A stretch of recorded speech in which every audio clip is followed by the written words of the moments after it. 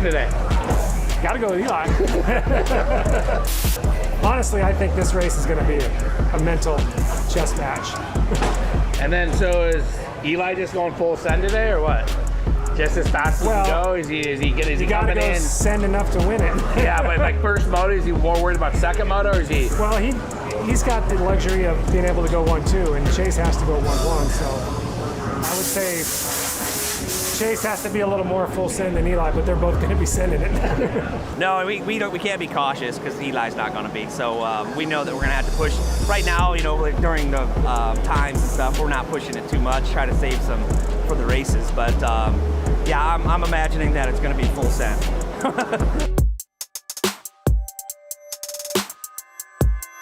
We need to go 1-1 today. We need a 1-1. So are you sending it today? yeah, sending it, full send. What? You're not riding cautious? No, I'm on offense today. You're battling for the championship with Eli Tomac. Probably one of the best to ever, you know, do it on a motocross bike. Yeah. How do you feel about that, dude? It's good. It's definitely up my game to a point that I haven't been to. So I think that's good. I think he says that this is one of the fastest series he's been in as far as speed-wise. So we've been pushing each other, and it's been fun, pretty respectful. And so Tomac, he's a pretty clean rider compared to the rest of the field, or what? yeah, he's very clean. Yeah. I mean, today's, we'll see what it's going to be like. But yeah, so far it's been really good. And if he's going to go by, he's just going to be faster. When you feel Tomac coming up on your ass, what do you what's the next thing you do? Well, that Yamaha's pretty loud, so I hear him from probably about 3 seconds back. For me, it's just trying to hit my lines and not make any mistakes. Are you ready for the heat? It's gonna be hot today. I'm ready for the heat. I live in Florida for a reason, so I'm ready to go. Are you pretty happy where you're at right now? Yeah, very happy. I think not a lot of people would have put me in this position at the beginning of the season, so to be here and have a chance to win is what I trained for, so I'm looking forward to that. Today is for all the marbles. It's hot today. Are you ready for this heat? Yeah, I mean, the good thing is everyone's got to do it. That's my mindset. Every dude's gonna be out there suffering. Try to be chill, level-headed. I've done it before. That's what I'm like kind of banking on right now. I'm like, all right, Chase hasn't won, you know, a big dog championship yet, so that's where I feel like I'm at an advantage, because that first one's tough, man. You got a lot of things running through your mind and in your gut. So yeah, we'll see how it goes. Do you think Chase can be a big dog though? Oh yeah, he is going to be the next big dog. Describe Chase Sexton's riding style. To be honest, I think we actually have a somewhat similar style, is where we're not overly animated and we're kind of powerful riders. You know, we're both a little bit, I would say, bigger than what the normal size guy is for moto. So in a respectful way, a lot of the guys say that I talk to say that you're loud when you get behind them, like you rev it, yeah, like you're working the clutch, like you come in hot. Do you agree with that? I do. I hammer it. I manage a lot of my power with the clutch, so that's why they hear the Yami. And if it comes down to it, dude, are we gonna get dirty? Well, there's a lot on the line. I'll say that. A lot of money, or just a lot of Just everything. Of Everything, man. This is what we live for. Are you gonna send it today? Absolutely, man. So are you riding another outdoor season? Probably not. Actually, I can say no as of right now. Unless things change, I'm not riding another outdoor season because I don't have motocross signed into my 23 contract. So you're 29 years old. Are you stoked on your motocross career? Hell yeah. Did you achieve your goals? Yes, I did. And you know, when you're a little guy coming up, or a 250 guy, the big goal is the 450 championship, period. So as soon as you get one of those, it's like that is the end goal, is the 450 championship, and you have to find that motivation to keep going after them. Big dog. Sweet. You gonna bark today or what? Oh yeah, we're barking. I'm going to the top.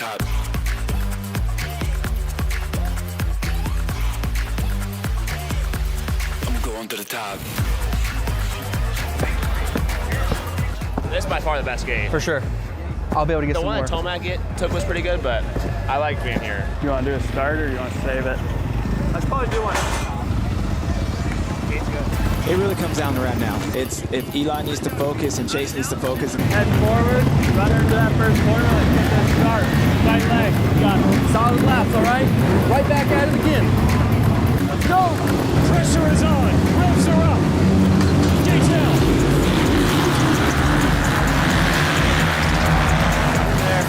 in there. Oh, let's go. Tomac's going to lead the main. Sexton's right there on the inside, and they're 1-2, and Sexton got around it.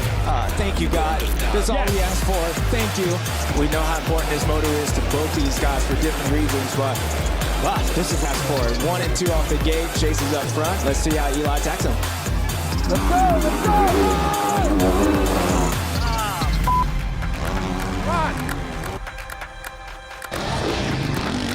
Let's go! He's been working this left side the entire moto. He's there. He takes the lead. Sexton comes back. Not enough. Eli Tomac's in the #1 spot. Here it is, the final stretch. Tomac doubles. He triples. Checker flag. Eli Tomac takes the first moto. Wow, what a race. Great job, both these guys. I'm going to the top. Chase. Okay. Nope. You're all right. One more to go. I try my best with the lappers. Dude, they're everywhere. Falling right in front of you and shit, too. They don't get out of the way. I know. Get a good start in the next one. Be solid. Big dog. Yeah. 1 moto down. How we feeling? Yeah, man, it's brutal out there, to say the least. Taught, kind of had to pace myself first half, and was able to make the pass there in the rollers. It's just tough, so we're going at it, and that was a big deal for us in Moto 1. Gotta stay focused on Moto 2. How was that pace? Were you like fully pinned or what? It was a mix. It was kind of pace, make attack, go, make attack, pace, and finally was able to make it. So it's just hot. You gotta know when to make the pass. 1 more to go. Let it, boys. Let's go. Lock in. All right, bro. Head forward, tight legs, go on the red. Let's get it.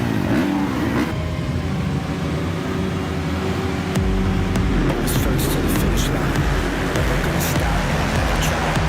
Always going up, no decline. Feeling so strong. Get in there. I might be divine. Get in there. Bullshit me, go build a shrine. But out of the title contenders, it looks like Chase is up there, and Eli, it's 10th place spot right now, so it's gonna be a long race. Oh no, Sexton's down. No way. He hit that bump, and there goes Tomac. I think Chase crashed again. Where is Sexton? Ganging up. He's passing everybody. He's back. The kid ain't gonna give up. We know that. So this title ain't over. It ain't over. There's the move. Tomac goes around his teammate. Oh, he stalled it. And Tomac to the lead. Here it is. Eli Tomac. Under fire. Under pressure. Goes 1-1 to win the 2022 Pro Motocross 450 Championship.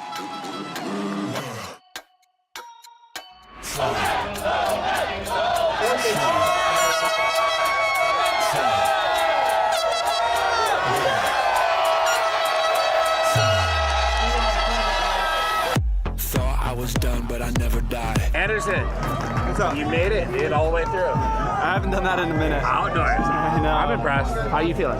Yeah, it's good. You know, it's my best season outdoors. A lot of podiums, couple wins, and at the end of the day, you still want more.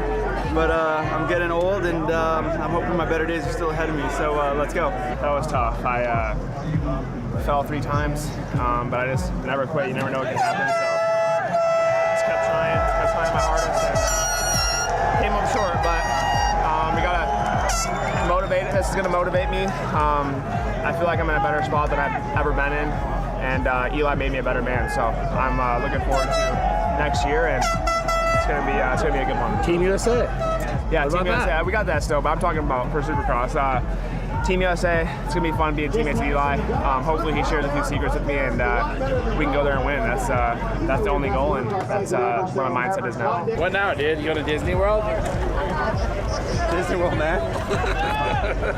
You're the guy now, dude. Crazy year, man. Crazy year as a whole. Like I dreamed of it being this way, and you always do that, but usually something happens in there, and I guess my knee almost did do me in between these 2 seasons. But other than that, it was the dream season. Go seize that bike. That's next. That is next. I didn't do this.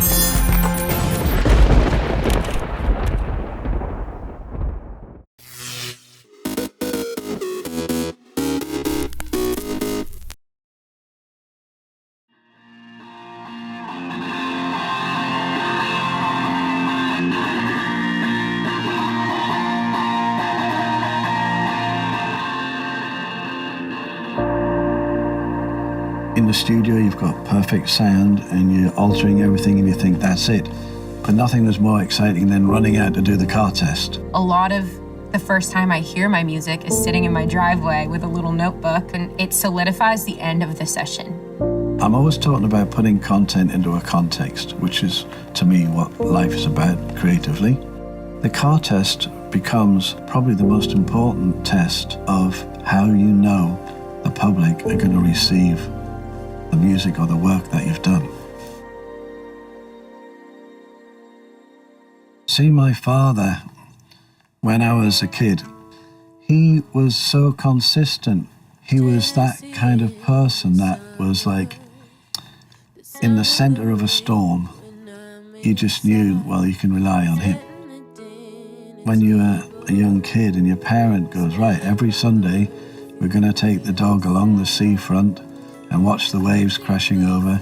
Then we're going to go and get hot chocolate at this place. And they seem like small things, right? But it's these small things that, you know, burn a hole in your brain really about the importance of instilling those magic moments. So you kind of pass it on, these little moments, you know?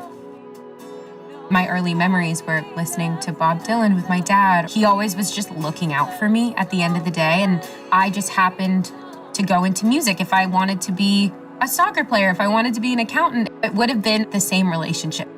He really is in my corner, and we get along so well. I happened to fall in love with the same thing that he did. The interesting thing with Kaya is I noticed when she was very young, she was given a little book, and it was called Blues Poems. And I think she was about 7 or 8. And my wife and I were going past her bedroom and she had it open and she was singing them like an old blues lady. I was like, what? My dad had put a piano in our living room, and I started writing my own songs when I was around 12 years old. And I think it drove everybody crazy because I didn't really know how to play. She really started to do this all the time and then play strange chords on the piano and sing very oblique, sort of strange melodies. And that's how I always felt, was like, I don't know what I want to make because I love everything. Music chose her, you know. It was just impossible for her to go off the path. If things go south, I'll figure it out. Nothing keeps me going quite like myself. If things go south, I'll figure it out. I didn't regard myself as a record producer. I was a songwriter too, and at the beginning, I first realized that I needed to learn how to produce records was the frustration of being produced by other people. And in those days, no musician really was allowed near the board. You played your instruments and then you sat somewhere at the back and listened. But I kept wanting to put my hand up, you know. My dad's my favorite person to work with. It was nice to have someone who totally understood from the start why I started making music. And it was because I just loved to do it. And the best advice he's ever given me is the second you stop loving it, it's out the window. The song, If Things Go South, was really about me realizing the strength I have in myself. I've figured out things before and I'll figure it out again. I'd always dealt with anxiety, but I didn't realize until I was talking about it, and the way I was coping was moving forward all the time. And COVID put things in perspective because I was sitting with myself. She'd been through a really hard time and she was suddenly trapped in a flat on her own, and I was diagnosed with OCD. A lot of the album is about that, and from there forward was this journey of like, all right, now I gotta figure out how I'm gonna live with this and not let this be my whole life anymore. If things go south, I'll figure it out. Let's just head south. Just drive away from them. Just they go right, we go that way. She sort of started to work her way out of it with songs. And so literally what happened, within about 4 or 5 days, 10 songs came blurting out. I would play the guitar and she would just sing it sitting in a chair. She never got up and sang in a mic. And it all came out, and then she realized what she was letting out and writing. The song especially is so much about just loving yourself. Even if loving yourself is not like shouting it from the rooftops, you can do anything. I think growing up, I always thought that song takes a lot of time, and you put everything you feel into it, which I do, but I always think the best songs that I write are the ones that I kind of write on accident.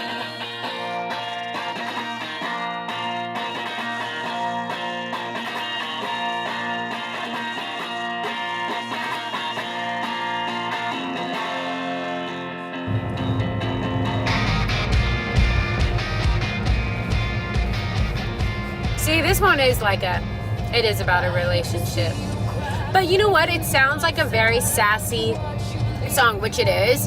But at the same time, it is a really vulnerable song. And that's what we were talking about juxtaposition and, Exactly, because the lyrics are like, are you leaving me kind of thing. Yeah. I'm gonna take you home. Make sure you're still keen. You're not leaving me. Growing up in a rock and roll environment, I had to put a song on the record that was rock and roll because I was so inspired growing up by rock and roll music. And that was a song that, first, I always say more than anything, I'm a live performer. And that was the song that I was like, when I play live, I want a song that's gonna get people really excited. Bluer than the ocean when you're not around. But I'd never tell you, would I let you down? So the reason I did the honey in that sultry voice was almost to be like, I've made myself the least, I'm so nervous and act so unattractive and all these things that I'm saying. But at the very end is almost like, honey, you still like me, Honey, honey, honey.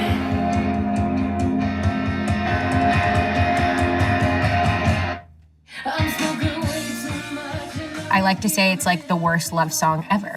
It's more about, I love being around you, but I also want to do my own thing. It's like a punk song that's thrashing out, but she's singing these words that are very spelling out specific things and moments in time. After she's spat it all out, it just stops dead and she goes, honey.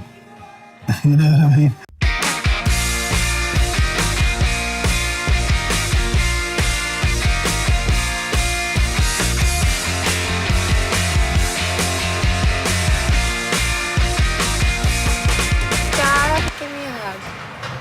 I love you. I love you.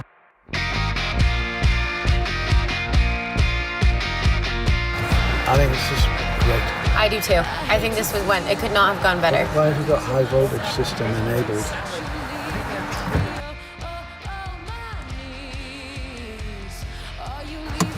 It's gonna blow up.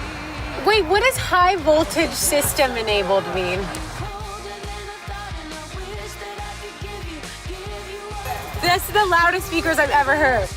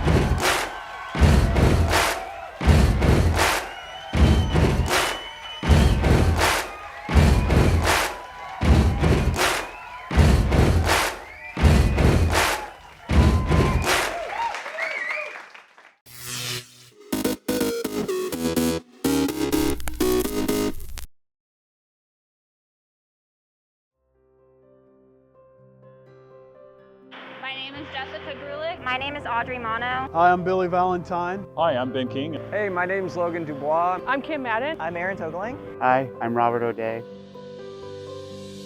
Started as a tooling engineer. I'm an industrial engineer. Manufacturing engineer. Industrial engineer. I'm a liaison engineer. I'm an equipment and tool engineer. I'm a liaison engineer. I'm a manufacturing engineer. On a daily basis, I feel that what drives me is the responsibilities that we have as industrial engineers. Manufacturing engineering is extremely important to Boeing because it makes sure that engineering designs and fabrication are seamlessly integrated. As a liaison engineer, I feel we are most responsible for the safety and integrity of the airplane first and foremost. My favorite jobs are always the safety and ergonomic related projects because what they do is really difficult. So anything as an engineer we can do to make their lives easier is really rewarding. We develop staffing plans, business plans writ large. We do a lot of process improvement, and in general, we're the advocate for operations and manufacturing in an engineering context. So it's really exciting every week here because we don't know what we're going to be doing. I know I'll be working on something on the airplane. I don't know what the issue would be, and it'll be exciting to try to learn and figure out what's going on. We measure airplane products as they're being built to verify that they're installed in the correct locations, or if parts aren't fitting together, we can help the investigation to see what isn't fitting or where some of the root causes might be for the problem. There's an extreme focus on what does the production system look like to build these airplanes? How do we further design for manufacturability and assembly? How do we utilize our lean processes, automation, and all our processes and tools to make it happen?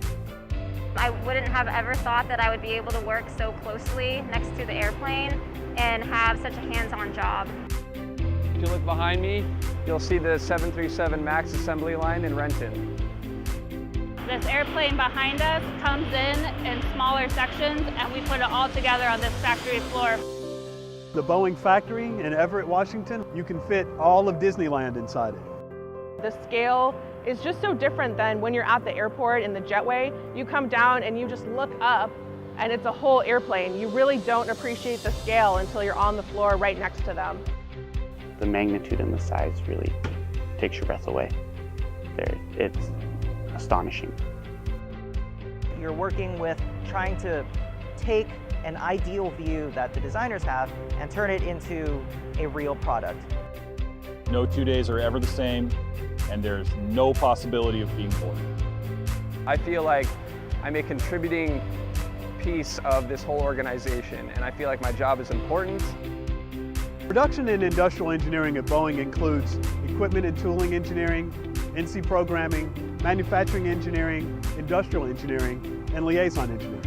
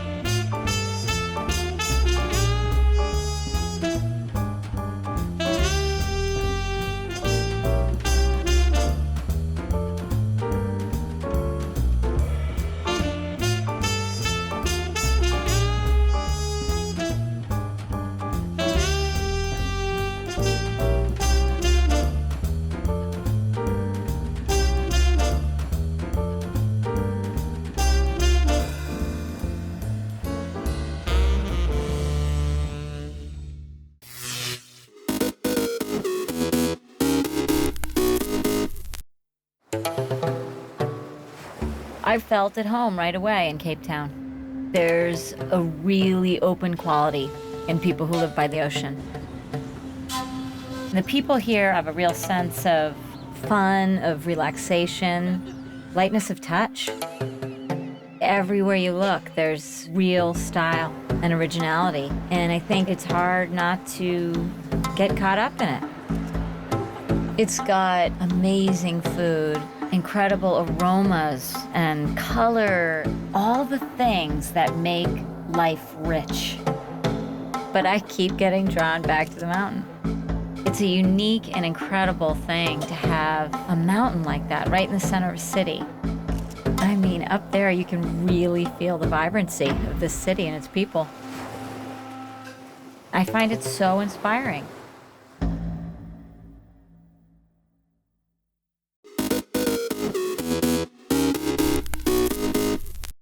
We'd never quit.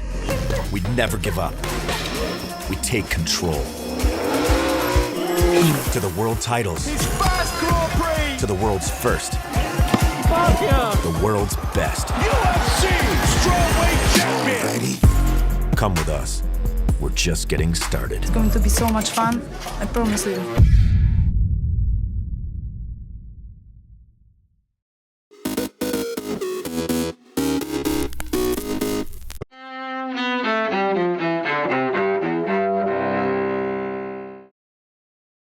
November 26, 1950.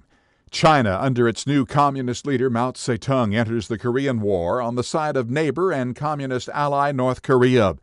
Chinese troops launch a counteroffensive against an American-led force under the UN banner and troops from non-communist South Korea. 1940, during World War II, the Nazis forced the 500,000 Jews of Warsaw in what's then German-occupied Poland to live within a walled ghetto. 1973, President Richard Nixon's secretary tries to explain what happened to a key White House tape related to the Watergate scandal. Rosemary Woods tells a federal court she accidentally caused part of the 18.5-minute gap on the tape. 1942, in New York, the movie Casablanca starring Humphrey Bogart and Ingrid Bergman premieres at the Hollywood Theater. And 1939, singer Tina Turner is born Anna Mae Bullock in Brownsville, Tennessee. Today in history, November 26, Ross Simpson, The Associated Press.